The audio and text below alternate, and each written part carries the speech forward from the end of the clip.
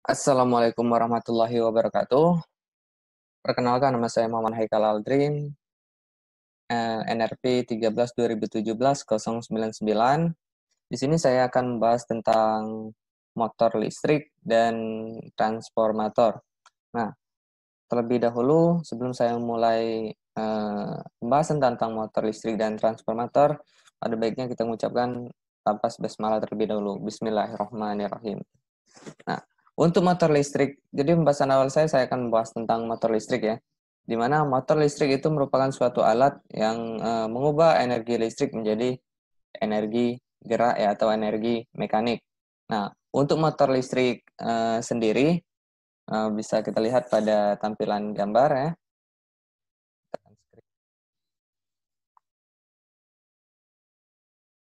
Nah,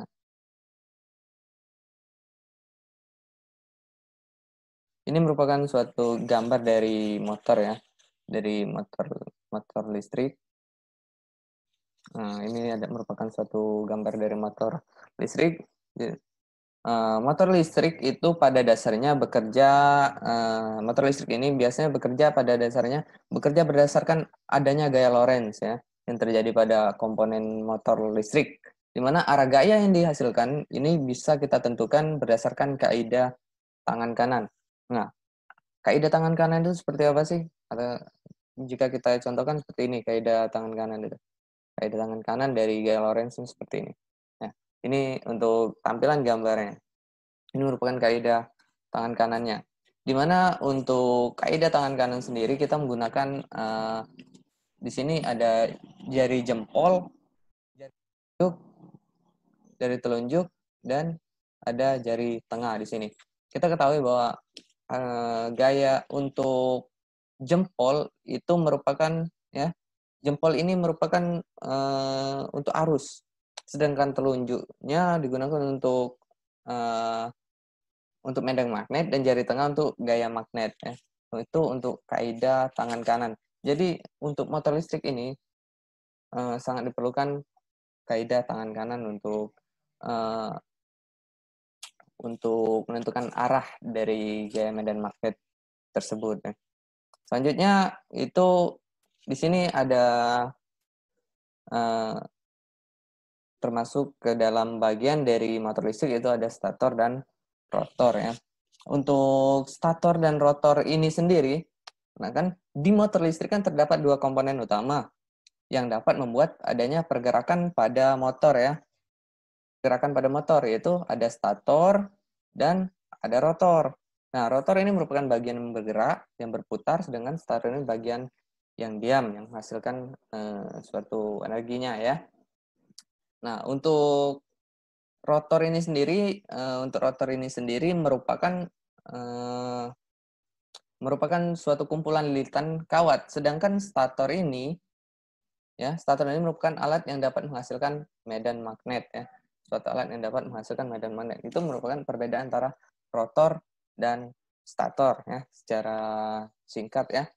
Ini di gambar ini juga kita dapat jelaskan bahwa ketika rotor dialiri oleh arus listrik ya, ketika rotor dialiri oleh arus listrik dan terdapat medan magnet yang mengenainya, maka akan terdapat gaya Lorentz yang bekerja dengan arah gaya sesuai dengan kaidah tangan kanan tadi.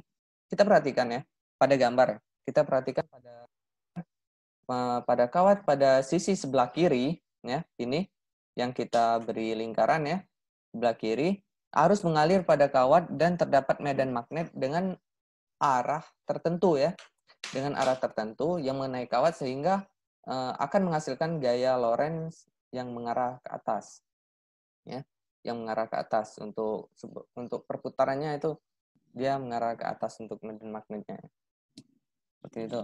Nanti kita akan jelas ada di simulasinya ada gambar yang bergeraknya ya. Nanti kita pembahasan terlebih dahulu mengenai prinsip kerjanya ini. Nah, untuk tadi sebelah kiri, kita sekarang di sisi sebelah kanan ya.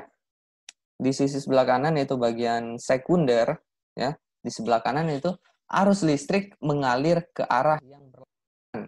dengan kawat sebelumnya sehingga akan menghasilkan gaya Lorentz yang berlawanan pula, yaitu ke arah bawah.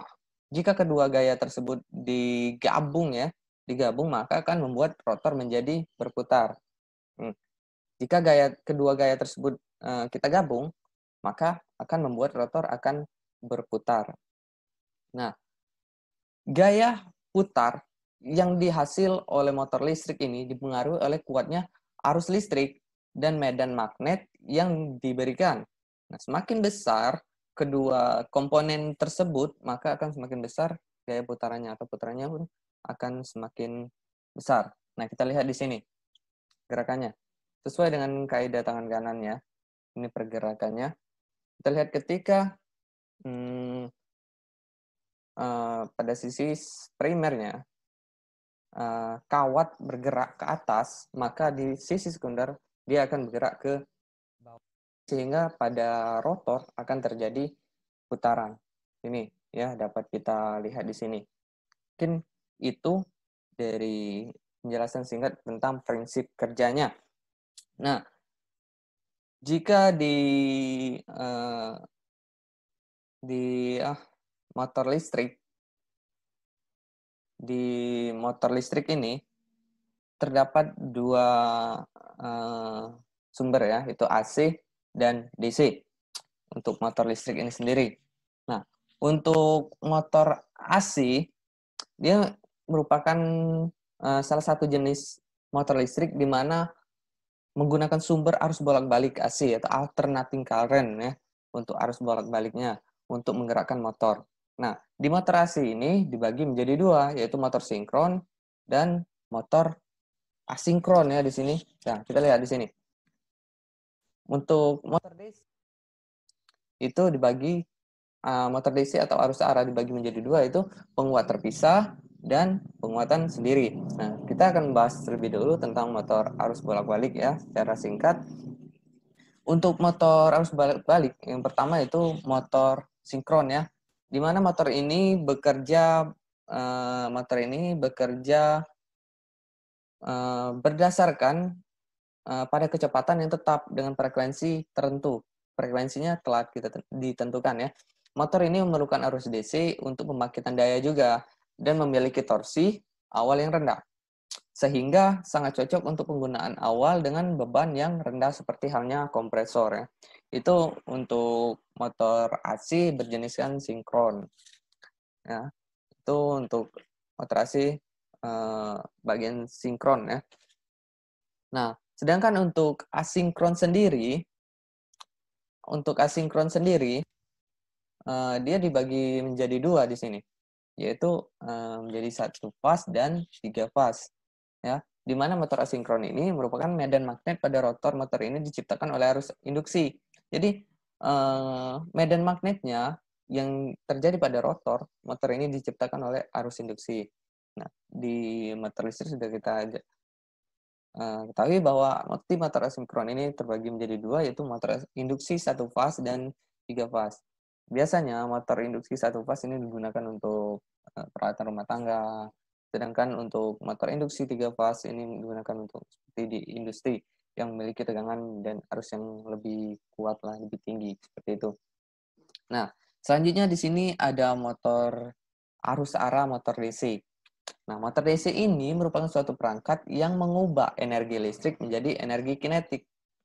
Ya, jadi energi kinetik atau gerakan ya, itu merupakan definisi dari motor ya. Nah, motor DC memiliki dua terminal dan dalam menentukan tegangan. Dalam menentukan tegangan arus arah atau DC untuk dapat menggerakkannya. Nah, biasanya digunakan di perangkat elektronik seperti variabel ponsel, kipas, ataupun bisa digunakan di bor listrik DC. Nah, seperti yang kita ketahui bahwa motor arus arah DC ini dibagi menjadi dua, yaitu penguat terpisah dan penguat sendiri. Nah, di mana penguat terpisah ini magnetnya mendapatkan arus dari sumber khusus dan terpisah dengan sumber arus ke rotor. Jadi dia sumbernya khusus ya, tidak bisa digabungkan dengan sumber arus yang berasal dari rotor. Sedangkan motor DC penguat sendiri itu merupakan arus penguat, di mana arus penguat magnetnya itu didapatkan dari motor itu sendiri, ya. Namun di motor penguat sendiri ini dibagi menjadi 3 tipe, yaitu tipe seri, ya, tipe seri, ada tipe kompon atau campuran, dan ada tipe sun. Nah, untuk tipe seri sendiri itu dapat kita dijelaskan bahwa gulungan medan dihubungkan secara seri dengan gulungan dinamo. Oleh karena itu, arus medan sama dengan arus dinamo. Itu merupakan untuk tipe seri. Sedangkan tipe sun ya, sun di mana gulungan medan itu disambungkan secara paralel. Jika tipe seri diserikan, berarti tipe sun diparalelkan dengan gulungan dinamo. Oleh karena itu, arus dalam jalur merupakan penjumlahan arus medan dan arus dinamo. Sedangkan tipe kompon atau gabungan sendiri itu merupakan gabungan ya. Ya, ini merupakan gabungan dari tipe sun dan tipe seri di sini. Tipe seri. Nah, di gabungan motor seri dan sun ini, gulungan pada medan dihubungkan secara paralel dan seri karena dia digabungkan dengan gulungan dinamo, sehingga motor kompon memiliki torsi penyalaan awal yang bagus dan kecepatan yang stabil. Jadi itu merupakan pembahasan singkat dari motor listrik ya. Dari motor listrik,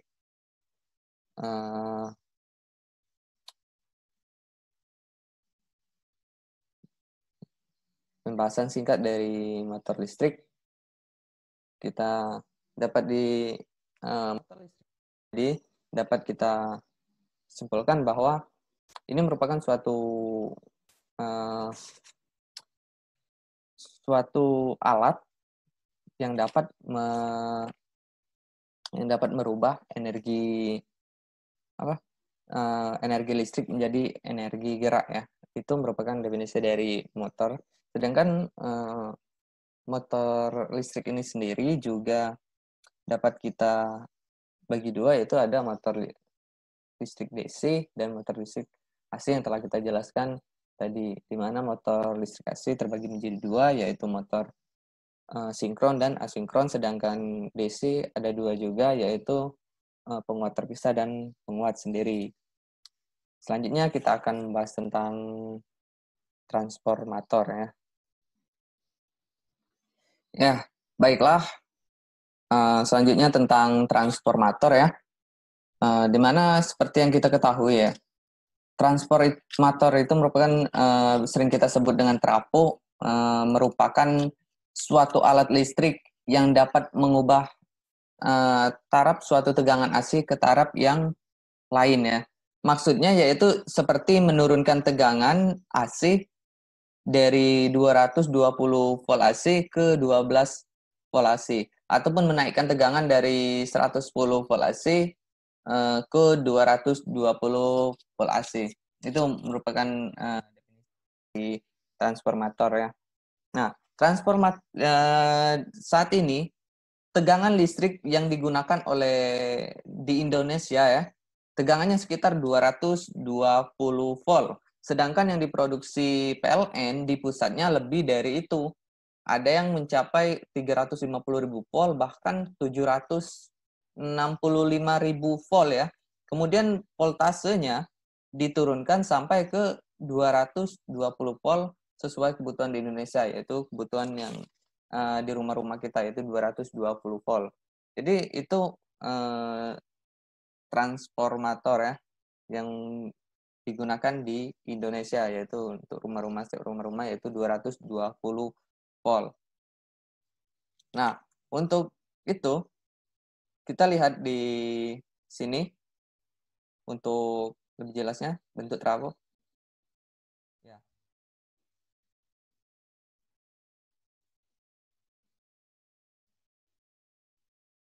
Ini merupakan gambar dari trafo di mana ada primer side atau sisi primer dan ada juga sisi sekundernya. Ini terlihat, dapat kita lihat di sini. Di sini merupakan suatu transformator, terdapat sisi primer dan sisi sekunder. Kita lihat perbedaannya juga di trafo ini. Di sisi primer tegangannya lebih tinggi ya, dengan di sisi sekunder itu tegangannya lebih rendah. Nah itu. Nah selanjutnya lilitan yang terhubung ke sumber tegangan, kita lihat pada gambar, lilitan yang terhubung ke dalam sumber tegangan adalah lilitan primer. Lilitan primer, ada juga inti besi, dan ada juga lilitan sekunder sebagai keluarannya. Jadi primer sebagai inputan dan sekunder sebagai keluaran di sini. Listrik yang diproduksi PLN, listrik bolak-balik ya, merupakan listrik bolak-balik, itu adalah listrik yang diproduksi oleh PLN. Sehingga arus terus berubah ya. Arusnya itu terus-menerus berubah dengan frekuensi di Indonesia itu 50 Hz ya. 50 Hz di sekitar lilitan primer ya, di sekitar lilitan primer terdapat medan magnet. Kita lihat terdapat medan magnet. Karena arusnya bolak-balik, maka medan magnet yang dihasilkan pun bolak-balik. Medan magnet yang bolak-balik inilah yang kemudian oleh inti besi ini, yang inti besi diperkuat pada akhirnya adalah di lilitan sekunder. Di lilitan sekunder. Di sisi sekunder terjadi perubahan flux magnetik yang terus-menerus. Ketika terjadi flux magnetik yang terus-menerus, maka inilah yang dinamakan akan menghasilkan GGL, induksi atau gaya gerak listrik, atau menghasilkan listrik di bagian sekundernya. Ya, kita lihat pada gambar ini ya, kedua gambar ini. Di sini ada rumus-rumus juga, nanti akan kita jelasi juga. Nah, yang jadi pertanyaan di sini, kenapa sih menggunakan bahan besi di sini ya? Kenapa harus menggunakan bahan besi? Nah, digunakan bahan besi untuk mengurangi efek histeresis, di mana tujuannya untuk mengurangi arus pusar di sini. Nah, jadi digunakan bahan besi untuk mengurangi efek histeresis di sini. Nah, jika trafo itu ideal, maka perubahan flux magnetik di sisi primer akan sama dengan di lilitan sekunder ya, akan sama dengan di lilitan sekunder. Di tegangan di primer dibagi tegangan di sekunder itu akan sama dengan jumlah lilitan di primer dibagi jumlah lilitan di sekunder ya, di sekunder. Jika lilitan primer lebih banyak, kita lihat di sini, jika lilitan primer lebih banyak, maka jika lilitan primer lebih banyak dari jumlah lilitan di sekunder, kita lihat di sini NP lebih besar daripada, maka trafo tersebut akan step down atau menurunkan tegangan. Nah, sebaliknya, jika lilitan di primer lebih sedikit daripada lilitan di sekunder, maka trafo tersebut akan step up atau menaikkan tegangan.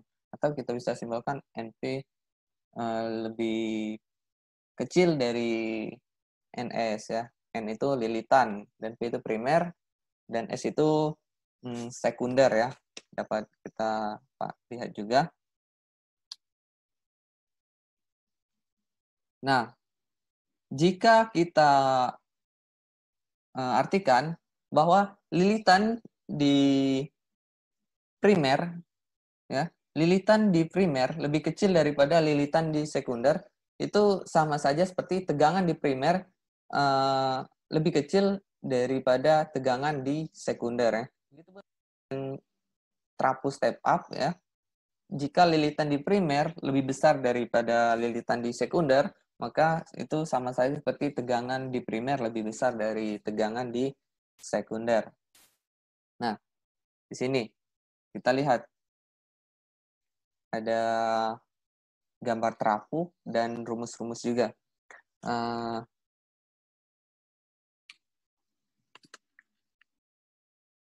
Kita lihat jumlah lilitan dan tegangan, berbanding lurus. Ini artinya IS lebih banyak atau arus sekunder lebih banyak dibandingkan arus di primer ya. Maka itu juga berarti bahwa tegangan di sekunder lebih besar dibandingkan tegangan di primer. Tapi sebaliknya, arus menjadi berkurang, arus sekunder lebih kecil dibandingkan arus. Nah, kan tadi membahas bahwa trafo itu ideal ya. Nah, tapi tidak semua trafo itu ideal. Trafo juga memiliki efisiensi, yaitu perbandingan antara daya di sekunder dibagi daya di primer dikali 100. Nah, ini untuk menentukan efisiensi dari trafo. Jadi kita gunakan rumus bahwa primer daya di sekunder dibagi daya di primer dikalikan 100%. Atau bisa kita gunakan juga tegangan di sekunder dikalikan arus di sekunder dibagi tegangan di primer dikalikan arus di primer dikali 100%. Ini untuk menentukan efisiensi dari trafo. Nah, jika kita lihat dari rumus ini, bahwa daya di primer itu sama dengan daya di sekunder.